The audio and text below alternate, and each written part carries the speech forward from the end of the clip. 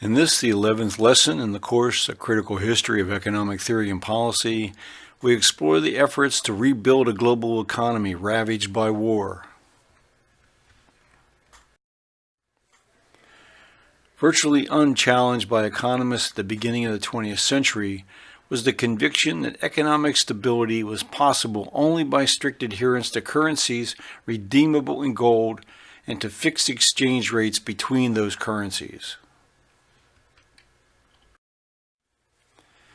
As output of goods exploded with the introduction of new technologies, the effect of the gold standard system was, at least in peacetime, to increase the purchasing power of gold-denominated currencies.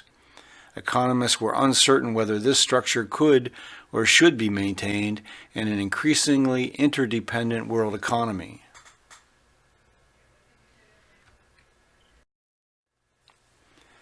At the same time, banking practices, providing credit to generate interest income, could result in higher prices if the supply of credit expanded faster than the resulting increase in goods and services. This was nowhere more clearly observed than when credit was made available for speculative investment in land.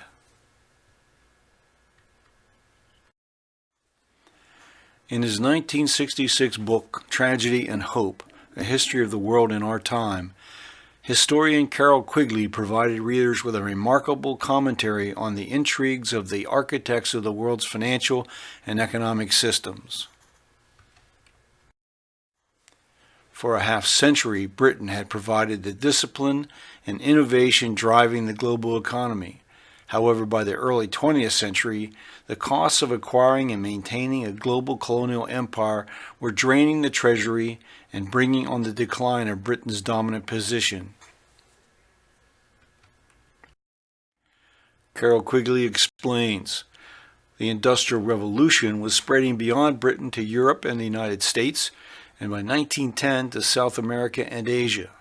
As a result, these areas became less dependent on Britain for manufactured goods, less eager to sell their raw materials and food products to her, and became her competitors both in selling to and in buying from those colonial areas to which industrialism had not yet spread. At the same time, the rapid industrialization occurring in so many countries fueled the expansionist territorial aspirations of ruling elites. France and Germany were modernizing quickly and vastly increasing their overseas investments, yet the British remained the global economy's financial intermediary. Importantly, British citizens continued to migrate in large numbers to every corner of the planet, often drawn by the promise of free or cheap land and new economic opportunity. Their presence reinforced British systems of law and property rights, as well as cultural norms and institutions. The role of the people who occupied these territories prior to arrival of the British or other Europeans was largely as a subservient pool of cheap labor. This is an opportune moment to stop to reflect on a statement made by Nathan Rothschild, member of one of history's most dominant financial concerns. He wrote, "I care not what puppet is placed upon the throne of England to rule the empire on which the sun never sets.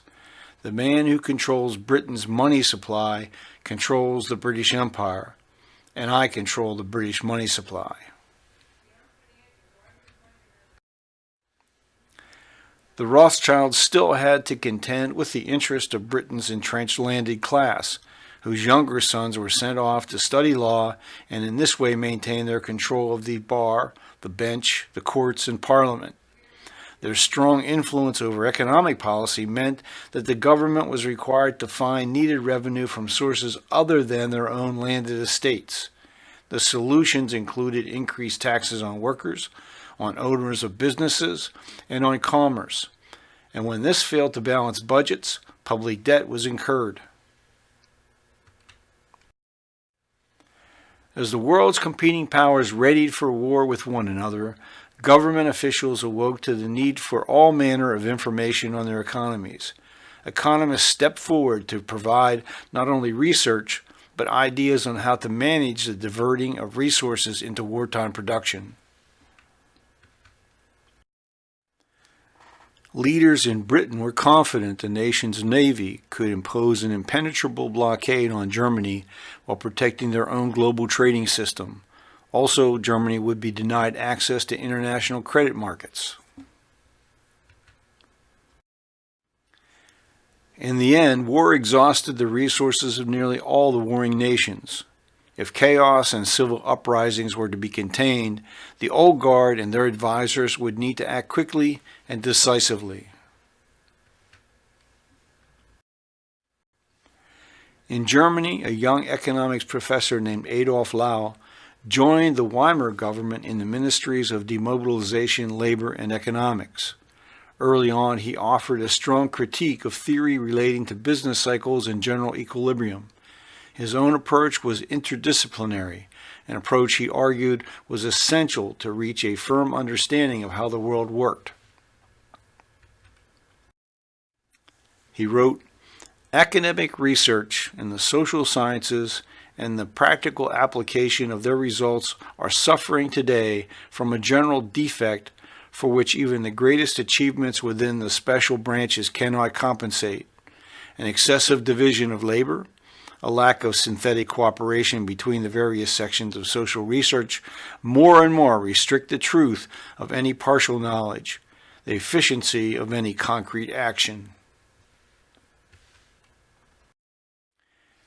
And of course, civil war had erupted in Russia.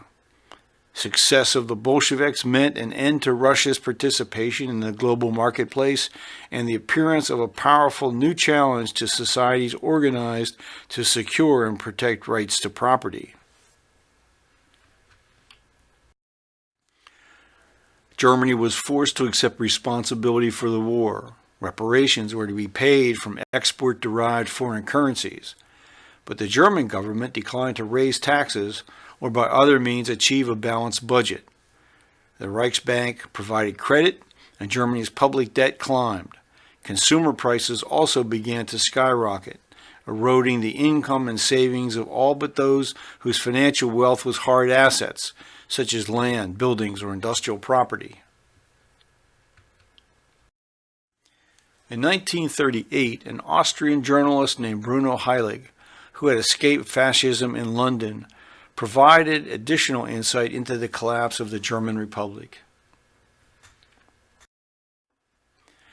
He wrote, "German enterprises got as much support as they wanted from the United States, where bankers were at a loss to know what to do with the gigantic amounts of money that had been accumulated during the war. The recovery, which started in Germany in 1924, had all the elements of an investment boom. Factories scrapped their old plant and replaced it with up-to-date machines." Germany was going to become the most advanced industrial country in the world, surpassing even the United States. Busy times drew millions of people to the big towns. The population of Greater Berlin increased rapidly by 2 millions to 6.5 millions. Land speculators had a fantastic time, some doubling or trebling their fortunes overnight. While the common people toiled feverishly and proudly to build up the new Germany that should be the world's most advanced community, money poured into the pockets of those who gambled in land values.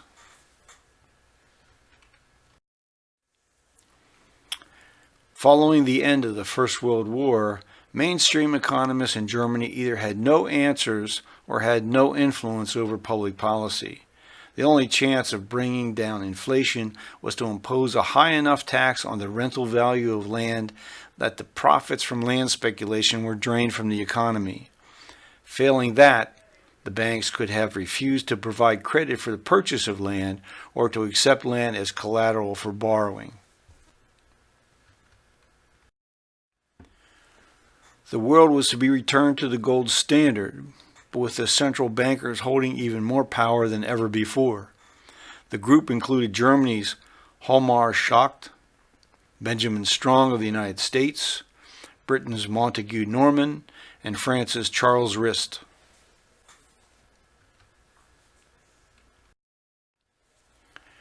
Ironically, global war had turned the United States from a debtor into a creditor nation, its treasury holding a large supply of gold in reserve. Thus, the United States was able to raise additional revenue while reducing taxes, quickly retiring war debt.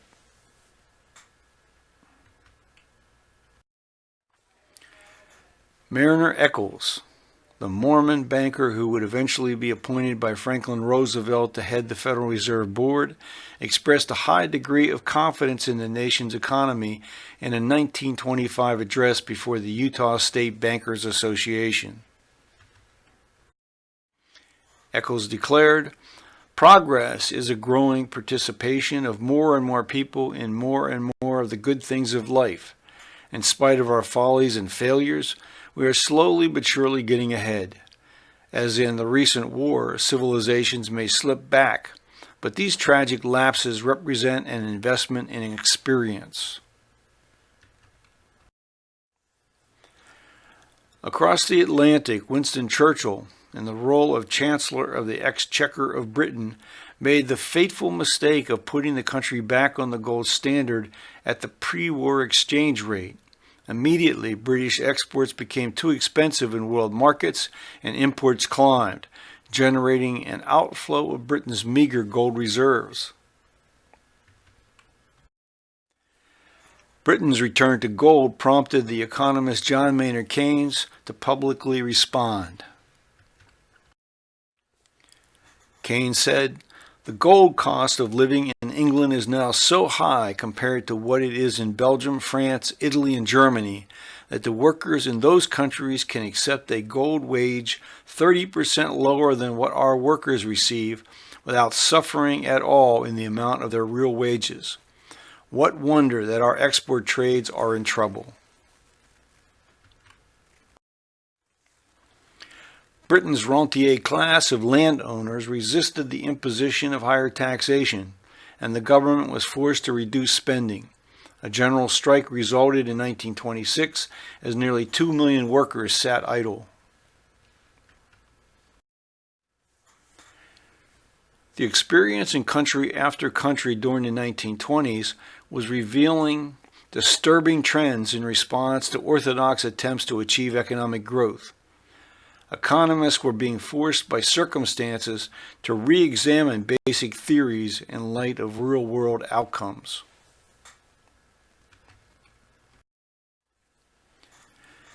As Frederick Lewis Allen reminded readers of only yesterday in 1931, there had been strong warning signs that the Roaring Twenties contained the seeds of an eventual catastrophic collapse. He had written, "While stock prices had been climbing, business activity had been undeniably subsiding. There had been such a marked recession during the latter part of 1927 that by February 1928, the director of the charity organization Society in New York reported that unemployment was more serious than at any time since immediately after the war. During January and February, the stock market turned ragged and unsettled, and no wonder, for with prices still near record levels and the future trend of business highly dubious, it was altogether too easy to foresee a time of reckoning ahead."